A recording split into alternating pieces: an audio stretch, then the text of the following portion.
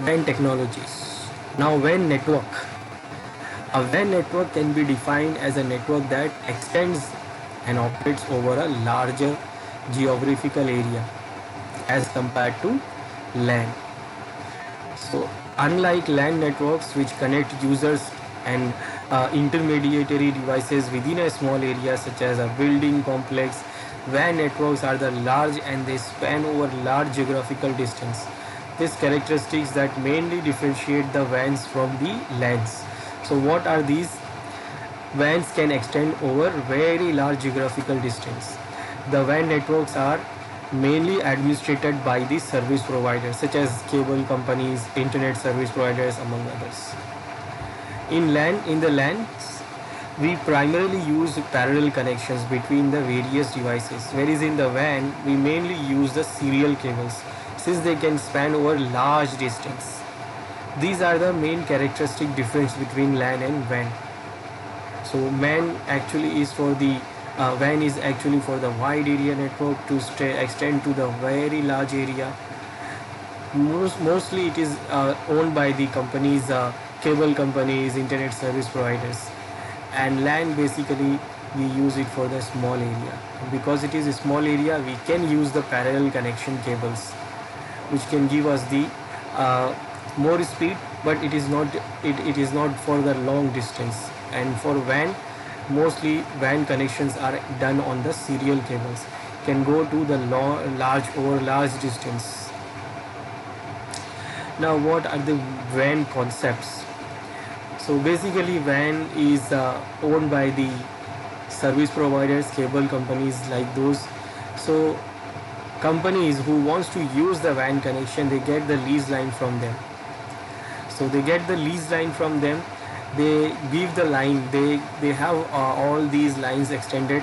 They have all those lines. Uh, uh, they have expanded all those lines all over the world.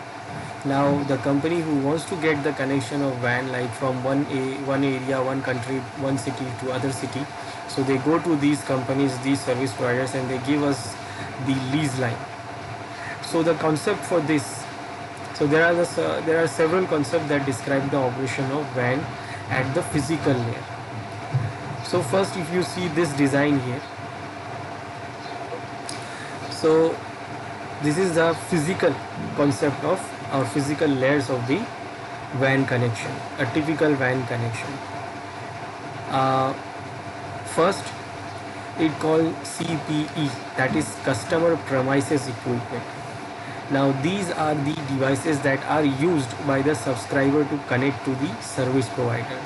So when we get the connection, WAN connection from the service provider, so these are some parameters, these are some terminologies which you have to understand. Let me show you the design first. So this is like a layers of WAN connection. So what happened when we get the LAN connection, WAN connection from the service provider? So they are having their own local central office within our area. So from there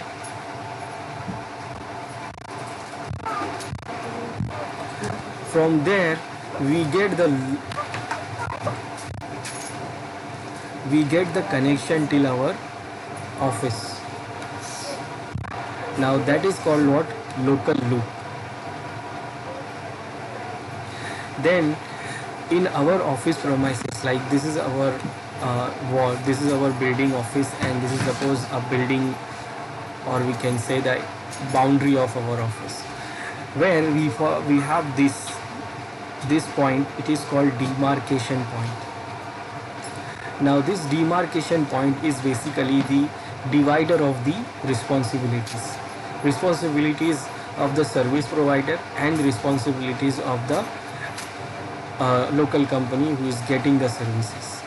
So basically, in this side, whatever thing is in this side, it is handled and managed by the service. It is managed by the customer who is taking the services. And after the demarcation point from this to the local office, it is all the responsibilities of the service provider. So this is actually the demarcation point where the responsibilities are changing. After that, the connection comes as a serial and uh, as a serial link, because it is going for the large distance. So here you have this device, they have give you the device to attach this card. This is called DSU CSU device, data switch unit. And uh, this device do what? It convert it into RJ45 or serial port, and then it will connect to your router. And then your router, from this you can see in this side it is a DCE device, that is data communication equipment, and your router side it will be data terminal equipment, DTE side. So you will get the connection to your router, and from their router you can connect to your switches, and then from your switches your local devices will be connected. So whatever the data where you want to send it, so from here to the switches to the router, from the DSU CSU device it goes to the demarcation point, and from there it goes to the local loop to the local central office for your ISP, and then from there it goes to the WAN network, ISP network. So this is the basic physical layer of the layers of the WAN connection. So what are these?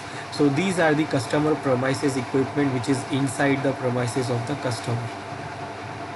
So all these routers, switches and DSU CSU devices, these are considered as a customer premises equipment. And what are these other things? So the customer premises equipment means what? These are the devices that are used by the subscriber to connect to the service provider. Then there is DCE, data communication equipment, which is the side of the DSU side, which remains on the DSU side. It is what? This is the device that is used to terminate data to the local loop, and this means that it gets data from the DTE device such as the router and converts it into a form that can be transmitted over the physical medium of ISP.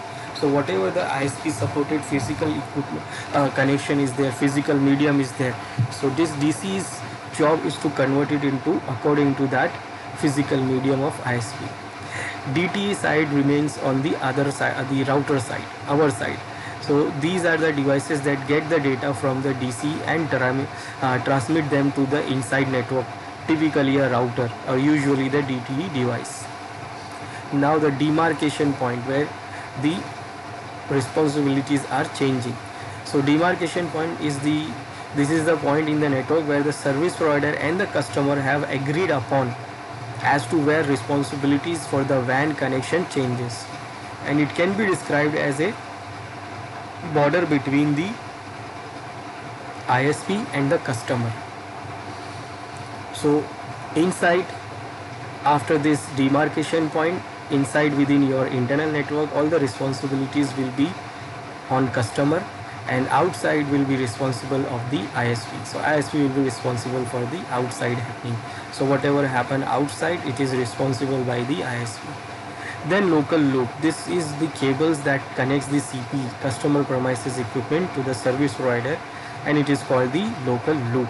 Typically this can be a cable that connects the company from the main cabling closet to the main trunk cable.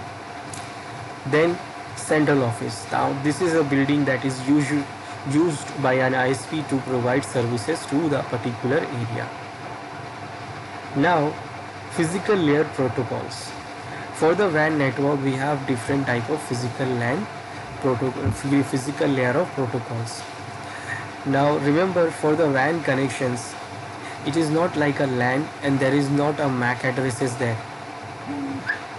So on a WAN network, on a WAN port, there is no MAC address. So the whatever the LAN protocol works for the LAN, physical LAN, it will not be for the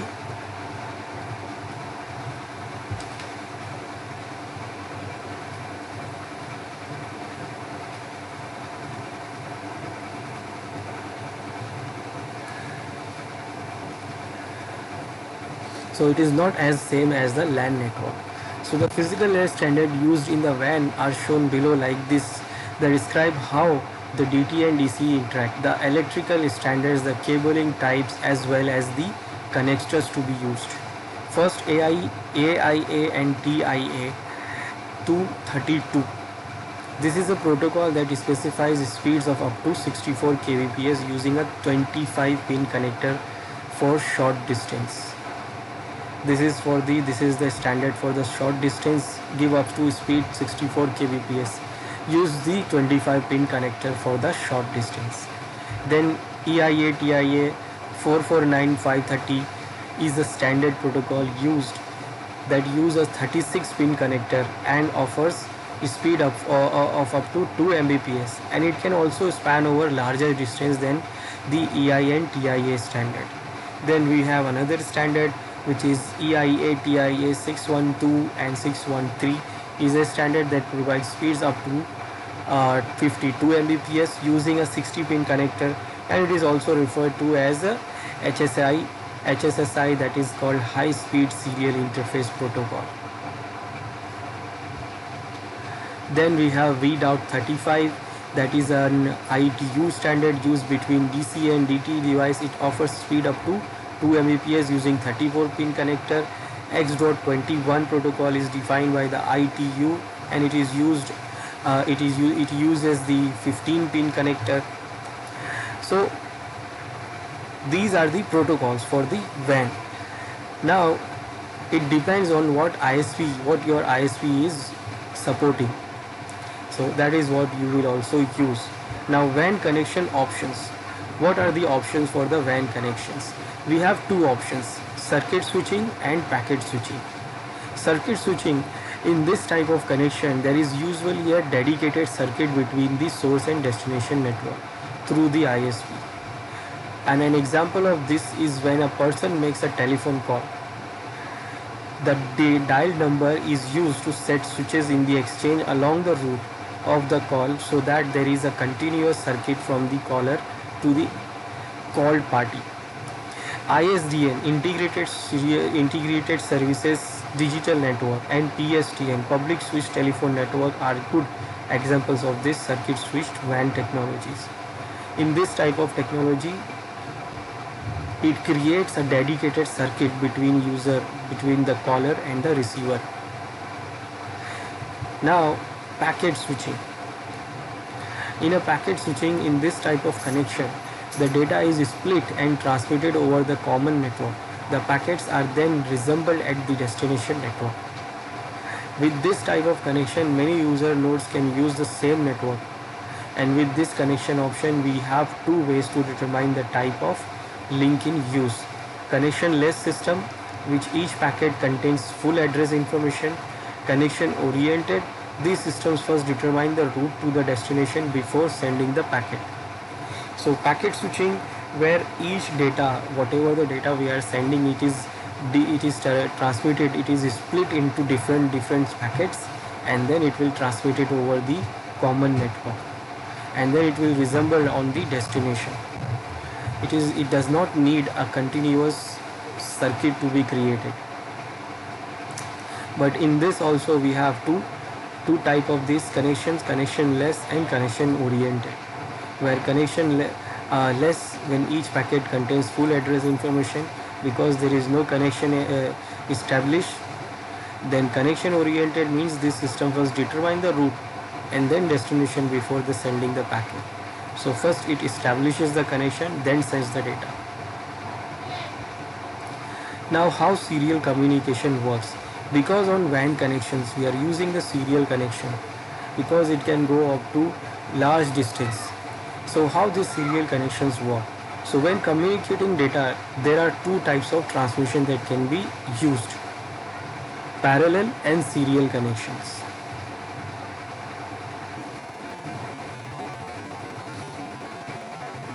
Now, in our computer, the distance between 2 points is short, and therefore parallel communication is used.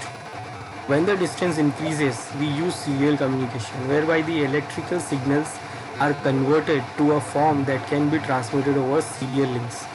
In serial communication, we can have only one bit transmitting at a time, and While the parallel communication, the communication is much more efficient.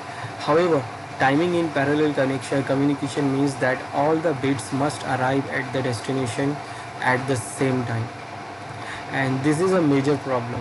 When communication is happening over the long distance, the parallel line can send 6 times as many bits as serial connection. Therefore, it is theoretically faster.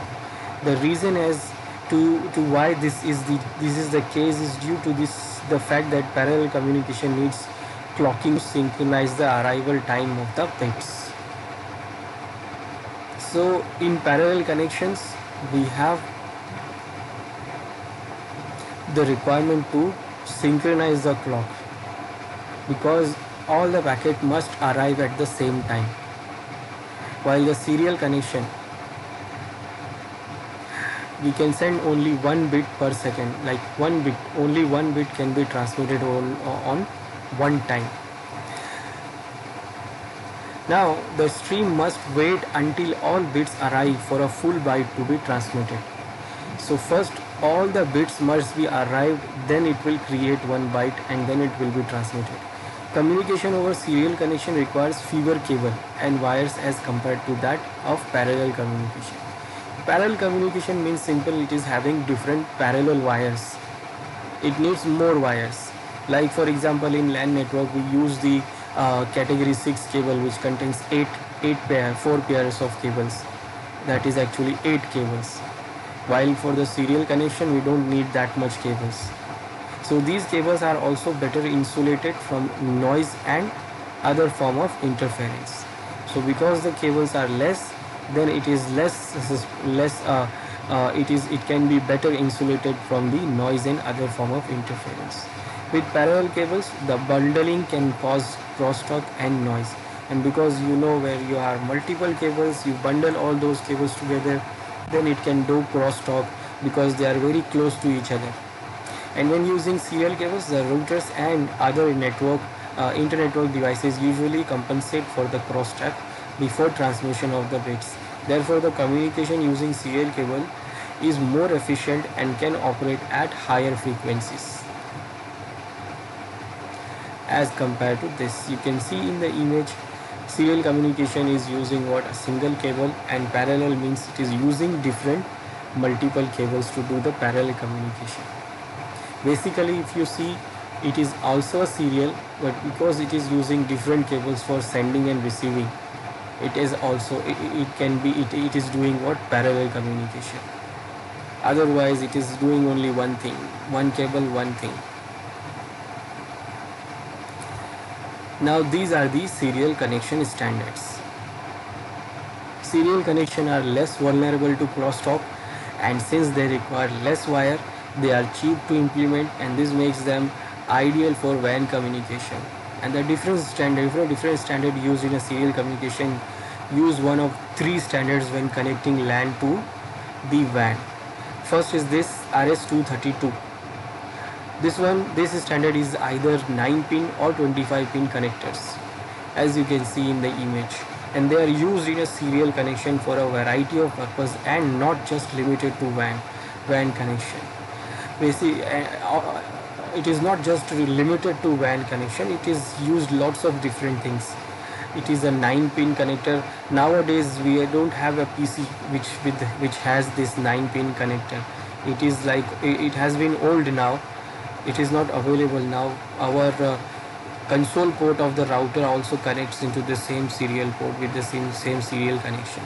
Some of the ways they are used including connection of the PC to printer. It is used to connect printer, modem and the other devices. This is the port that we use to configure the router from the PC also. This is the same cable or same connection we use to configure the router by using the console port. But nowadays this port is not available in the machine, in the PC. But on a router we can see that different of 25 pin connector there in the router, which we can use to connect router to the WAN connection. Then we have this V.35. This V.35 is the ITU standard for high speed serial communication. It combines the bandwidth of available on a couple of telephone circuits, and this cable is used to connect the DTE device to modems and similar digital line devices. You can see that in this image. And then you have this high speed serial interface, HSSI.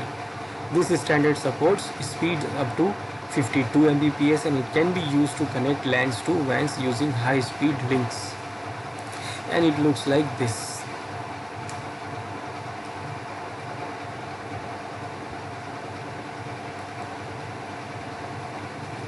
Now while we are using packet switching, this time division multiplexing is important.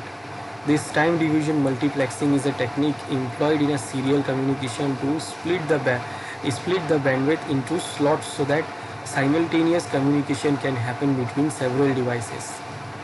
And it was a technique first employed by the Bell Laboratories to maximize the amount of voice traffic carried over a medium.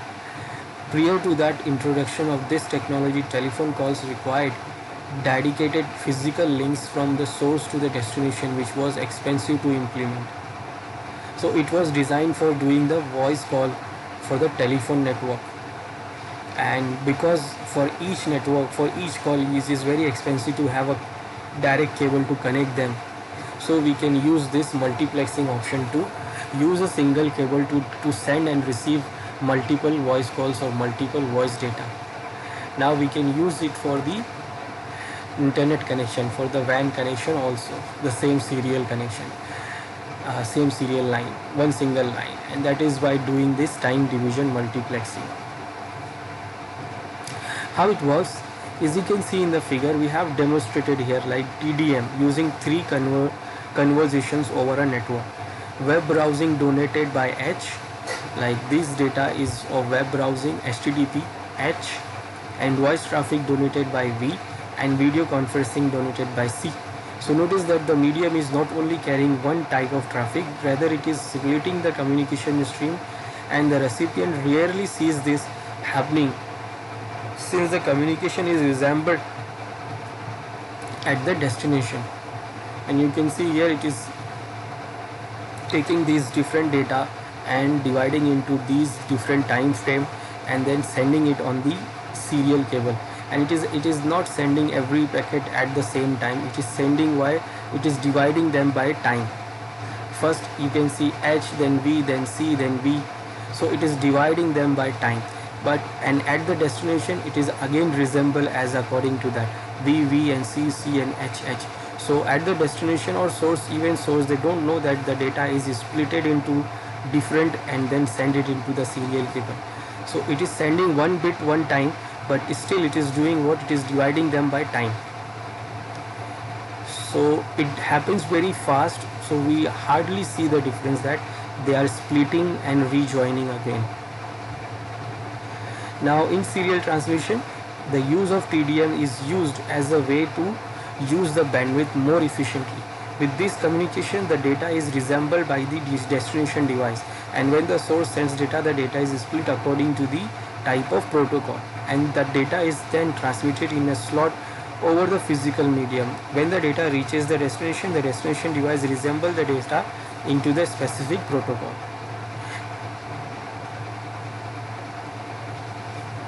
Now what is DTE and DCE? So as you see here in the image, DTE and DCE side is the DCU and CSU side. Then it goes to the WAN connection, and then on the destination again from DSU, CSU, it goes to the DTE side. DTE is mostly our router. So the communication through the WAN is through the DTE and DCE in the DCE devices. A serial link is usually made up of two DCE devices at each end, and the DCE connects to DTE in the remote LAN network. So the DTE is usually a router or similar device, and this is usually the source of the information at layer 2 perspective. Now the DTE usually sends the data to DCE. This figure shows that DCU, CSU, DSU device converts the data received from the DTE device into a form that can be transmitted over the WAN provider using the serial link. So when the signal is received by the DCE at the remote network, it is converted to a form that can be used by the DTE device, DTE which delivers the data to the destination device. The DTE in network is usually owned and maintained by the customer, while the DCE devices are usually maintained by the WAN service provider.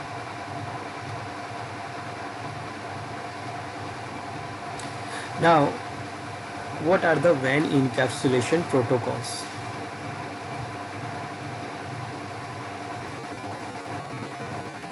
So in the WAN environment, we need to specify the particular protocol that the DTE should use. This is so as to make sure that the frames that are sent over the WAN link are correct. So the choice of WAN protocol can be determined by a couple of factors. First, SDLC. This SDLC is on point-to-point network, and this is the default WAN protocol that is used by the Cisco devices. And it also defines some of the communication parameters used in PPP. PPP means point-to-point protocol. Now SDLC is the default protocol for your WAN connection of Cisco devices. So when we are having a Cisco devices working, so those Cisco devices on WAN link, on WAN serial link, by default they use SDLC. Then we have PPP. PPP is the protocol that connects many routers to the WAN. PPP is work at layer 2 and is independent of the layer 3 protocol in use. And this means that it can use IP, IPX and AppleTalk. Whatever you want, you can use it because it is independent from the layer 3. Layer 3, that means whatever IP, IPX or AppleTalk we are using. It works on layer 2. Then we also have frame relay. Frame relay is an industry standard switch data link protocol. It uses virtual circuits and it evolved from the X.25 protocol. It is more efficient and does not include options such as flow control and error control. So frame relay is also an encapsulation protocol which evolved from the X.25 protocol. But right now, nowadays, frame relay is also not used. Nowadays, the new thing has come. It is called MPLS. So instead of frame relay, nowadays MPLS is used. Now what is SDLC? First, high level data link control protocol. It is called high level data link control.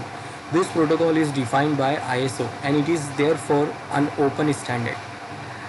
SDLC uses synchronous serial transmission for error-free communication between two devices. Now SDLC is the default serial link layer 2 protocol and it is enabled by default. However, to configure SDLC on a router serial interface, the command encapsulation SDLC will work. To verify the encapsulation type of a Cisco router, the command needed is show interface serial command. So it will show you what kind of encapsulation protocol is used on that particular interface. But remember, on Cisco devices by default it uses the SDLC. Now SDLC is what ISO standard protocol and it is open source, like open standard. Open standard, that means anyone can use. But again, it is the Cisco devices uses its own SDLC. Basically it uses its own SDLC. It has design a little different than this standard protocol. So whatever the Cisco uses, Cisco SDLC is used on Cisco devices, it is actually different than the SDLC which you use on another devices. Now when you come in a situation when you are having one side a Cisco device, Cisco router, and on the other side you are having some other company router, then your link protocol, your this physical link protocol, WAN link protocol will not match, because SDLC is Cisco's SDLC and on other side maybe you are having open standard SDLC, or even you are not having SDLC on the other side because there is no Cisco device there.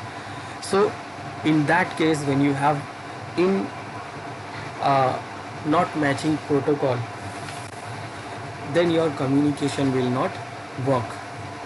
It will show the physical link is up, but it will show that the line protocol is down because the protocol will be mismatched. In those kind of situation, we have to use the same protocol on both the sides. and in that case we use this PPP. Because it is open source, open standard, it can be we can configure it on Cisco routers also, and we can configure it on any other company's router also. But not only this, we can have more options in this PPP also.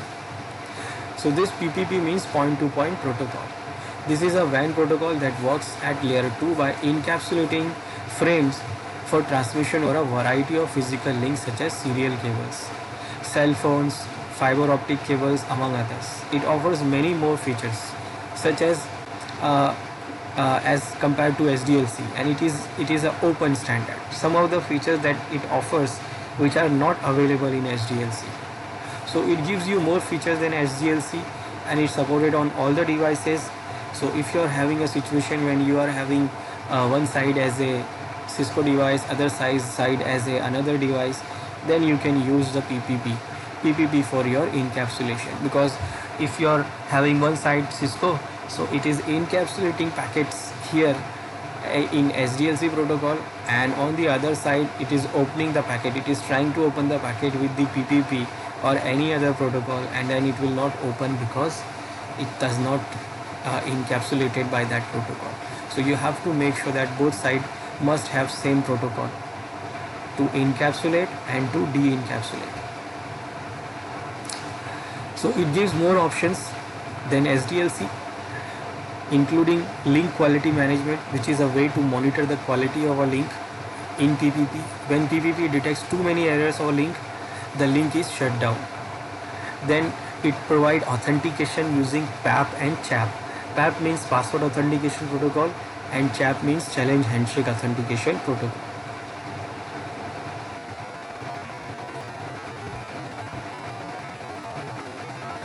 Now PPP operations is made using three parameters: encapsulation of frames using SDLC protocol, LCP and NCP. LCP means link control protocol for establishment, configuration and testing of the link. NCP means network control protocol to negotiate the different layer 3 protocols. So basically PPP is made of two different things, two protocols, LCP and NCP. LCP's job is to establish the connection, manage the maintain the connection and test the connection. And if it is not, then if it is having a error, then terminate the connection. And after establishing the connection, NCP's job is to negotiate about the different layer 3 protocols, whether the communication is about IP, IPX or AppleTalk. So it is job of NCP to manage the connection. So LCP means link control protocol, and this is the main protocol that PPP uses for its operations. And LCP works on top of layer 1, and it works by establishing, testing and configuring the physical connection. It also negotiates other WAN options that are handled by the NCP. LCP configures the link in the way listed below, like determine the transmission of the different packet size, detect of misconfiguration error, termination of the link, and determination of the link of the failure. LCP is also used to negotiate encapsulation parameters and other PPP configuration options such as authentication, error detection and compression. So when the link has been established, then configuring the PPP protocol. Now, how we can configure the PPP protocol? So for configuring the PPP protocol, by default, remember it is using SDLC. Now to configure the PPP protocol, very simple, the command is encapsulation and we can use PPP. You go to the interface and configure it to PPP. Let's see how it works. Okay, so in this design we have two routers here, router 1, router 2. They are connected to this serial link. Serial 0/0 to serial 0/0 here on router 2. Now if you check, I'll go to this router. If I say show interface serial 0/0, so here it says that serial 0/0 is up, line protocol is up and connected. Now here if you see, then it says encapsulation is SDLC. So by default it uses SDLC for encapsulation in serial link. This is the IP address of this, and this is the encapsulation of this serial link, that is SDLC on this router 1. Now if I check on this router 2,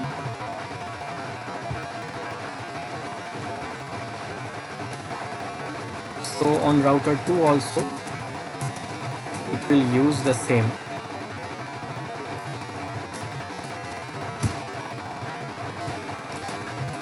On router 2 also it is using the same encapsulation SDLC. So by default both interfaces, both serial links of all Cisco routers uses SDLC encapsulation protocol, and that is why you can see we don't have to do anything. The link is up and the LAN protocol is up.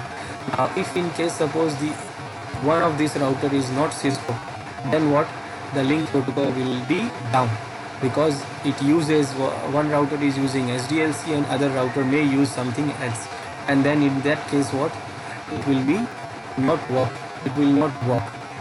So if you want to make same, either you want to use SDLC or PPP.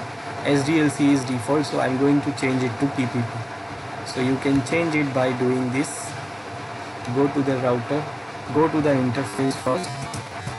So I'll go to interface serial 0/0, and then you have a command encapsulation, and when you give question mark here, it shows you that which protocol you want to use. You want to use SDLC, SDLC is the default.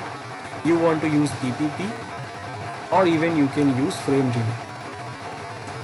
So right now SDLC is the default, so I want to use PPP, so I will use PPP. And now you can see as soon as I press enter, what happened? It says that change state to down. Now what?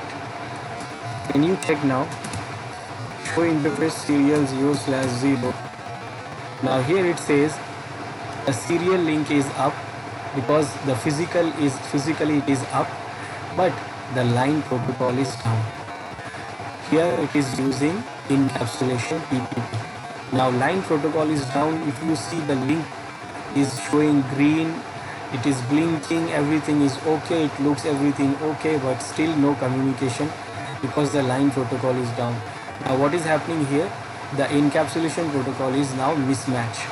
The router 1, this router 1 on this interface is using PPP, and this router 2 is using what? SDLC. If you try to ping from this machine to this machine to this network, it will not. It says destination host unreachable, because they are not having a communication, because the encapsulation is not matching. So here also I have to use PPP if other side is using PPP. So on this side also I have to use PPP. So here on router 2 I will go to serial interface, and then I will say encapsulation PPP.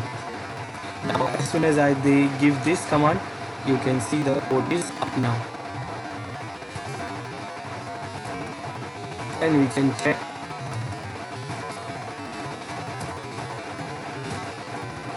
By this command, and now you can see link is up and link protocol is also up, and they are using what? Encapsulation as a PPP. Loop back not set, you can say the keep alive is set to 10 seconds. Every 10 seconds they send, the LCP sends the information to other interface and get the information. You can see the LCP is open, it is working.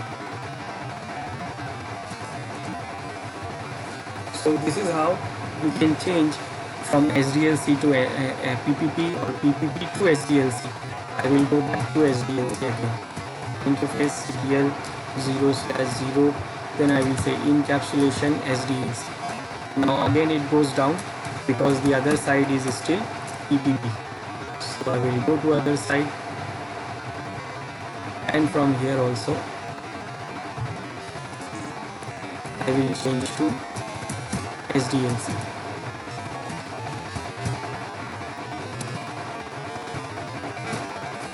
Then again it is up.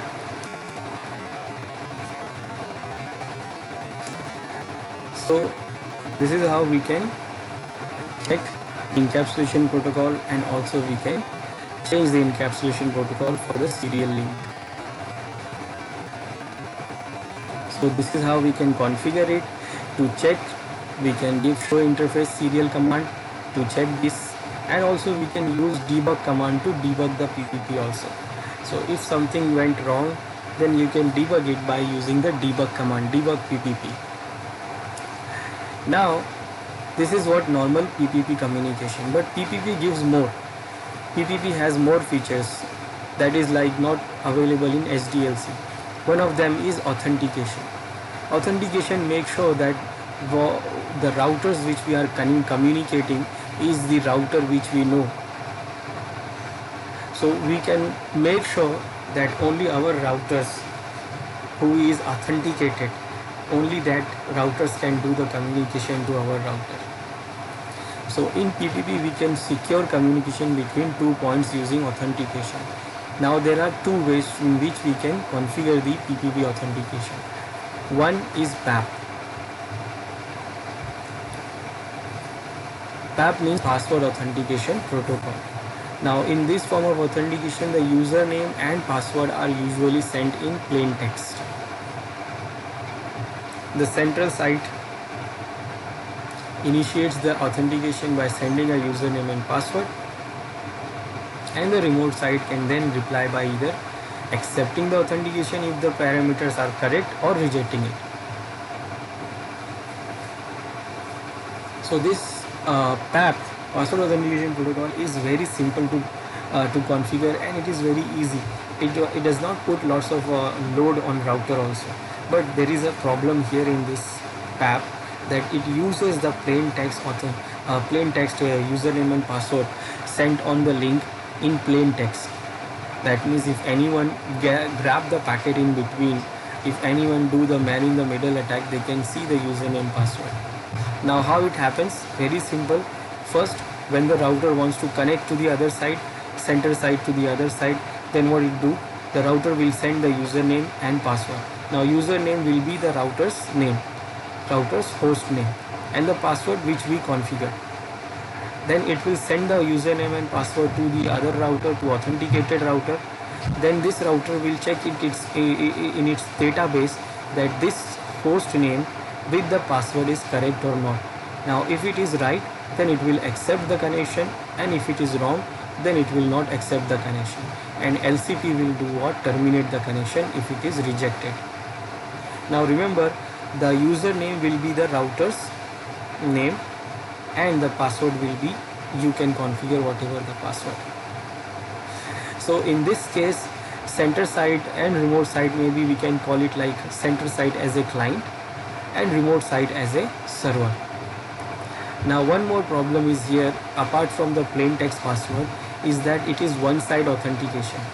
One-side authentication, that means only this center site is authenticating itself to the remote site. That means this remote site don't know that it is the right central site. That means if I say like server and client, so let's assume this router 1 is a client and this router 2 as a server. So router 1 is authenticating itself to the server. That means server will be sure, confirm that this is my client, but this client will not be sure that this is the right server where I am authenticating myself, because it is one-way authentication. So mostly what users do, administrators do, they do both sides authentication. They do this PAP both sides, from both sides. Like router 1 will authenticate itself to router 2, then router 2 will authenticate itself to router 1. So when we configure it, so mostly we configure the authentication from both sides, but still it remains the plain text password. That means when it sends the username and password, it sends it into the plain text. That means anyone can see the password. Now if we want to make sure it is secure, then we use the CHAP. Now CHAP authentication means challenge handshake authentication protocol. Now in this type of authentication, the remote router sends a challenge to a router that is trying to communicate, and the router then responds with an encrypted username and password, and if the parameters are correct, the remote router accepts the PPP connection. Now in this case, what happened? Server, when suppose first time when router 1 try to connect the server, so the server will challenge. It will send the challenge that who are you? And challenge means actually it is saying I want to communicate, I want your username and password encrypted by this hashing algorithm or whatever encryption algorithm. So it is challenging, it is informing this client central side that I want this type of encryption or hashing. So this router 1 client central side do what?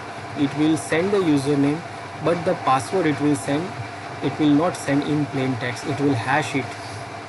It will hash with using the MD5 algorithm, and nobody can reverse the hash. So if anyone gets the password in between, they cannot say like what is the password. Now it will send the password as a hash to router 2, that is remote side. Then it will match that hash with the stored password on this router in the database of this router server. And then if it is matched, then it will accept, and if it is not matched, then it will reject. Now in this case, passwords will never send on the link on the network. Passwords will never send as a plain text. It will always be hash password. And also other thing, by default it uses the same server client authentication. It uses two-way authentication. So by default it uses two-way authentication. It is not like server is sending, client is authenticating itself to the server only. By default it uses two-way authentications. Now to configure this,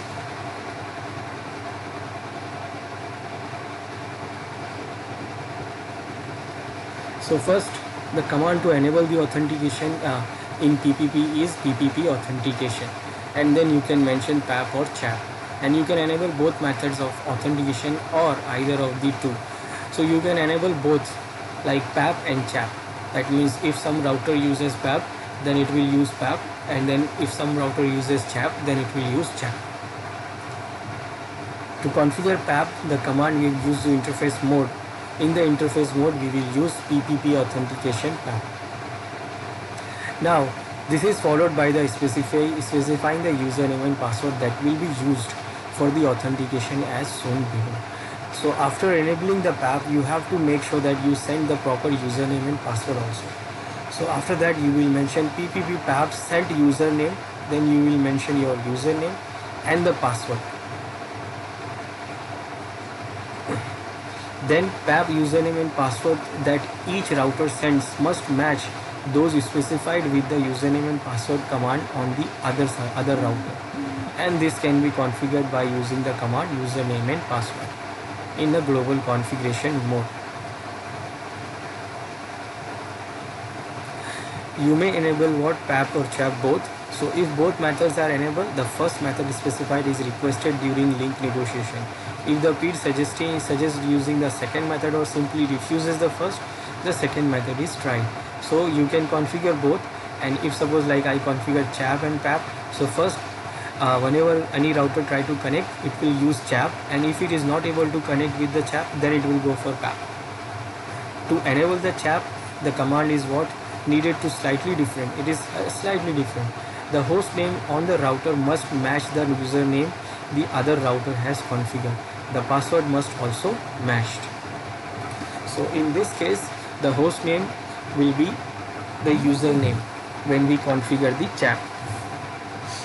So first on one router you will configure username and password, and then on the interface you will just configure PPP authentication CHAP. That's it. You don't have to do anything else. Let me show you that first, PAP and CHAP, how we can configure it. So on this design, I have configured this PPP, but I also removed it back to SDLC. So for configuring authentication, first we have to make sure that we are using PPP. So first I will go to the router 1.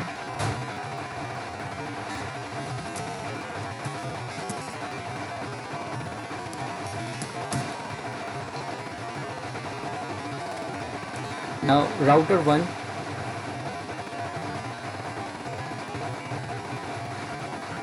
we will use router 1 as a center site and this is remote site. So we can also say like this is server, this is router 1 will be client and router 2 will be server. So first the client will authenticate itself to server, but that is only one-way communication. But for more security, when we configure PAP, so what we do both side configuration, both side authentication. Router 1 will authenticate to router 2 and router 2 will authenticate to router 1. So for that, first on router 1, what I will do, I will configure the username and password for router 2. So I will say that username is router 2 and the password is ABC. Password must match. Now that means router 1 knows that this is the username of other router and this is the password of other router.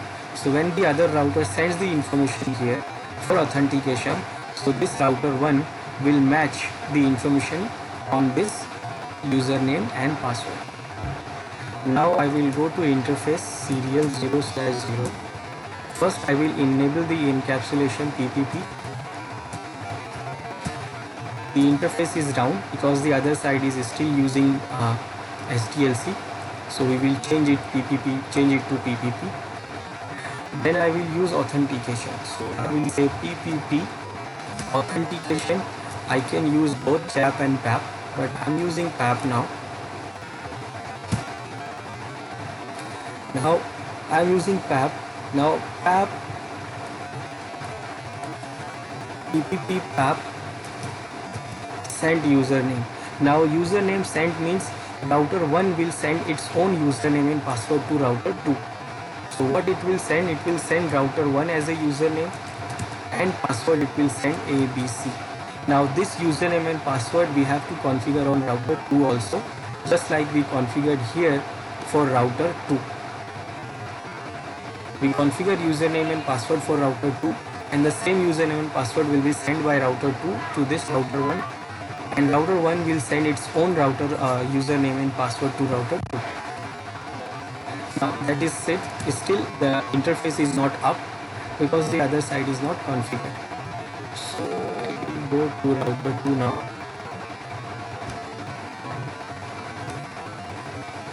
Interface is down.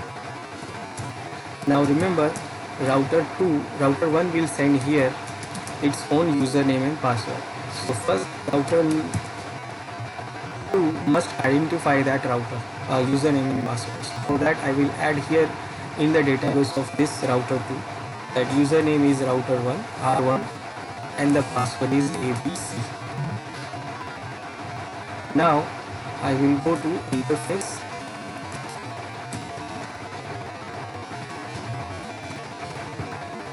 Then I will say encapsulation PPP and then PPP authentication app. Now still you can see the interface is not up because this user is not sending from here, it is not sending the username and password. So I will say PPP tab send username. Now here it will send its own username and password that will be matched on router 1.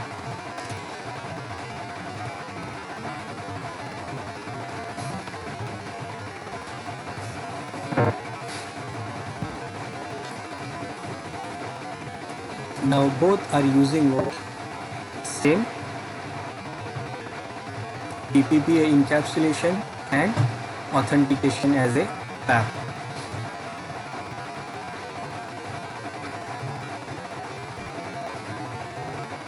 Now you can see they have now up. Interface is up.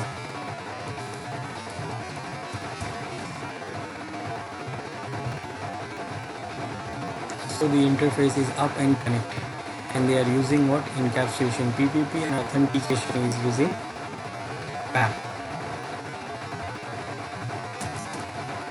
This is PAP.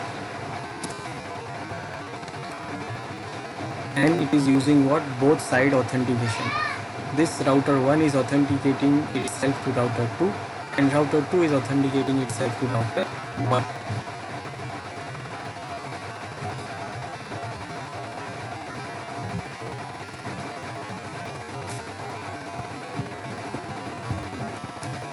You can see show running configuration. So on router 1 knows this router 2's username and password, and it is sending its own username and password to other side.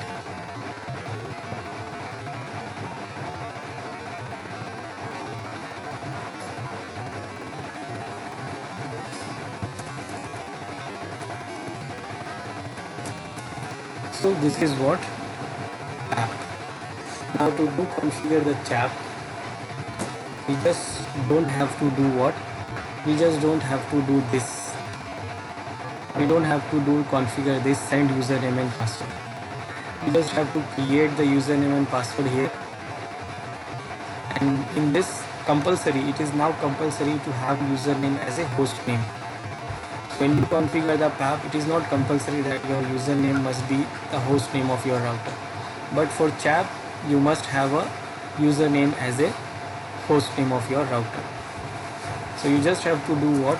For configuring the CHAP, I will remove this first. Interface serial 0/0. I will say no. PPP authentication. Now I just remove the authentication from one side.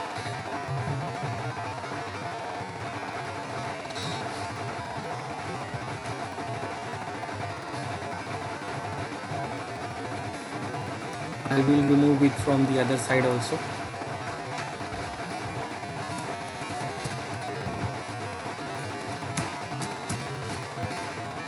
No PPP authentication. Now I will do configure authentication as a CHAP. So for configuring CHAP, first you have to do what? You have to make sure that you configure username and password on both sides. And username and password will be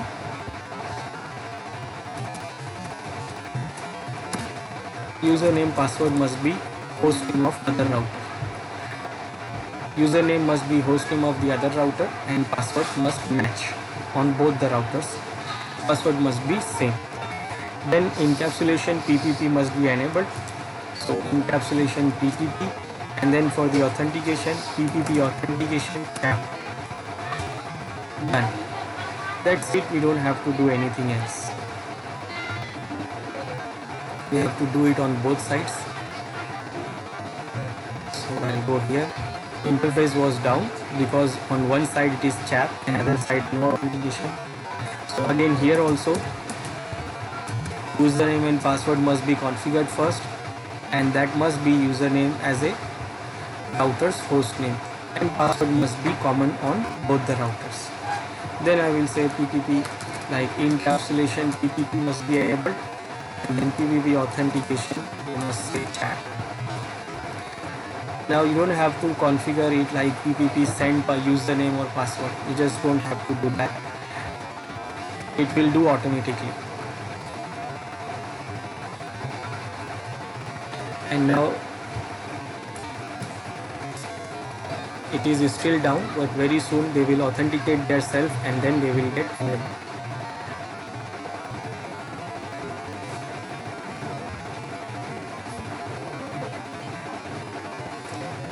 So on router 1,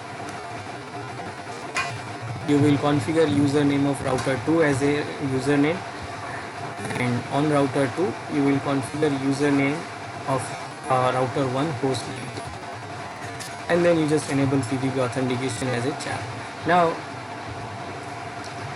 to troubleshoot PPP, we can use the various show command as well as debug command. The commands for troubleshooting, like we can use show interface serial command to check the encapsulation, what encapsulation is using, and we can use this show interface command to check all the interfaces, and we can use debug also. Debug will enable the debugging and it will show messages which is not shown normally. So if you want to debug, then you can do the debug command. If we want to do debug, now you see the interface is up, it was down, so we can enable debug PPB. Now what you want to debug, you can check debug authentication. Authentication, once it is authenticated, it will not authenticate every time. You can check the negotiation, you can check the packets, low level packet dumps. Let's say I will do this authentication, I want to check authentication, so I will say debug authentication, and then I will go to other router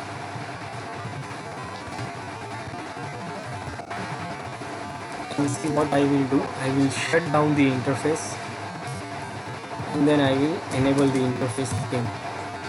No shut. Now we have enabled the debugging here on this router. Now you see these debugging messages here. What happened here? Interface was down, then when interface got up, you can see input, request, then reply, request, acknowledgement,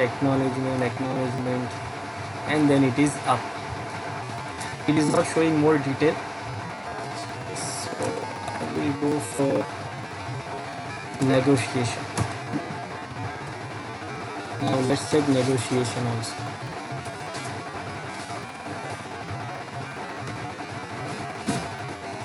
Again I will do shutdown and no shutdown this interface.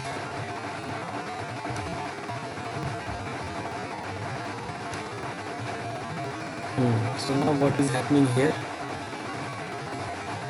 When the interface goes up, it says using the default call direction, then it is treating the connection as a dedicated line, and then phase of establishing is open, state is open, then it is authenticating here. So authenticating, these are sending request, reply about the username, password and all that, chap, and then phase of forwarding, attempting to forward, and phase is establishing, finish LCP. So here authentication is done, no problem. Then it goes into establishing the connection, LCP job is finished, and then the link is up and it is ready to forward the data.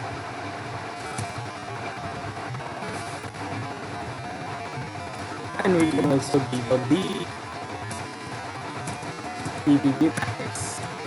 Now PPP packets, that means after every some seconds they do exchange packets to do the link status, to check the link status.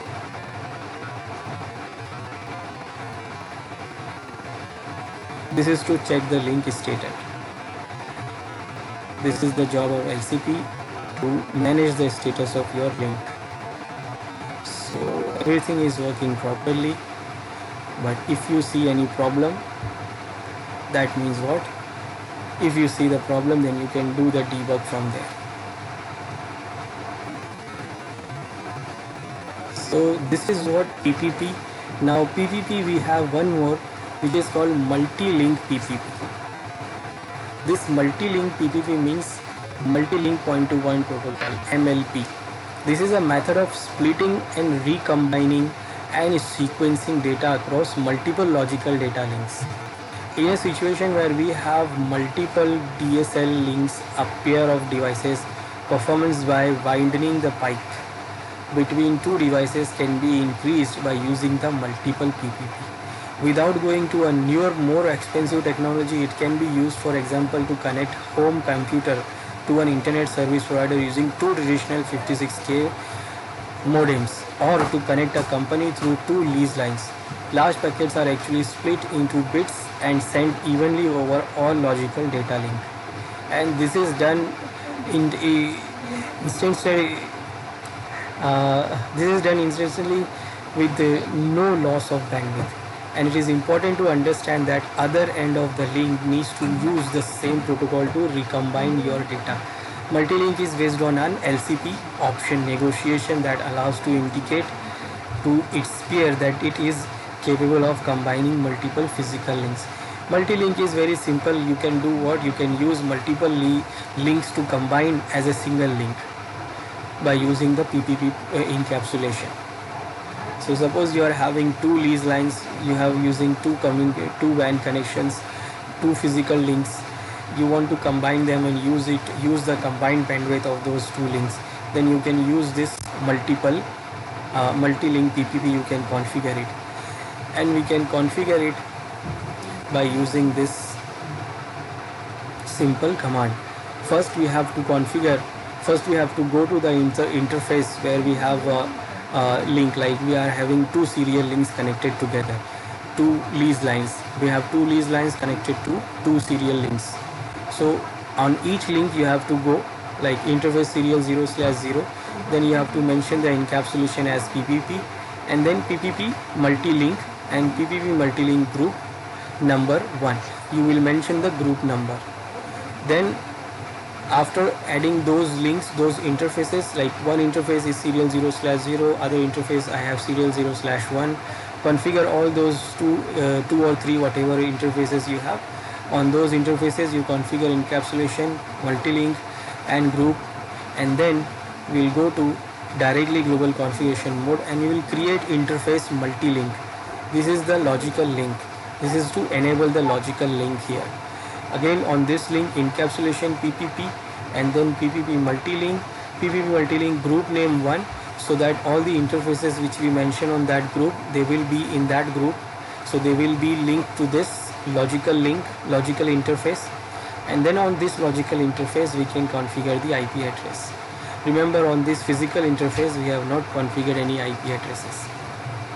We just mentioned that interface as a group number 1, and that same we mention here on that logical multi-link interface.